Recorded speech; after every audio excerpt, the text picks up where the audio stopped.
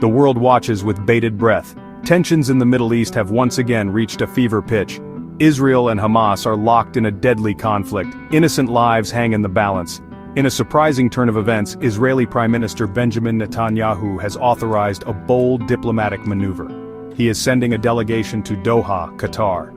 Their mission to engage in direct talks with Hamas, a group Israel considers a terrorist organization. Netanyahu's decision comes after a whirlwind of diplomatic activity. He consulted with former U.S. President Donald Trump, a staunch ally of Israel. He met with key U.S. diplomats including Special Envoy Steve Witkoff and U.S. Ambassador Mike Huckabee. The stakes are incredibly high. The delegation's primary objective is to secure the release of Israeli hostages held by Hamas in Gaza. Their safe return is paramount. The decision to engage in dialogue with Hamas is controversial. Many within Israel view it as a concession to terrorism. Netanyahu, however, has defended the move as a necessary step to bring their people home. The international community is watching closely. The outcome of these talks could have far-reaching implications for the region and beyond. The heart of this conflict is a human tragedy. Israeli families are living a nightmare. Their loved ones are being held captive by Hamas. The faces of the missing are plastered across newspapers and television screens. Their stories are a constant reminder of the human cost of this conflict. One such story is that of Eden Alexander, an IDF soldier.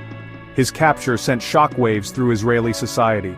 Public pressure for his release and that of the other hostages has been immense. Protests have erupted across Israel. Citizens from all walks of life have taken to the streets. They demand the government secure the safe return of their people. The hostage crisis has united Israelis in grief and anger. The pain of the families is palpable. Their anguish is a stark reminder of the urgency of the situation. The United States has played a critical role in these developments. Former President Trump, despite being out of office, remains influential.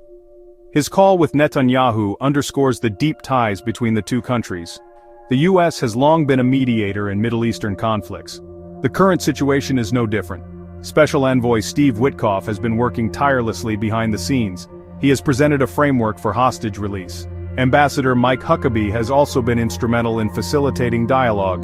The international community has urged both sides to exercise restraint. The pressure is mounting for a peaceful resolution. The talks in Doha represent a glimmer of hope in a very dark time. The world waits anxiously for news from Doha. The outcome of these talks is uncertain. Success is not guaranteed. Failure could have catastrophic consequences. A positive outcome could pave the way for a broader ceasefire agreement.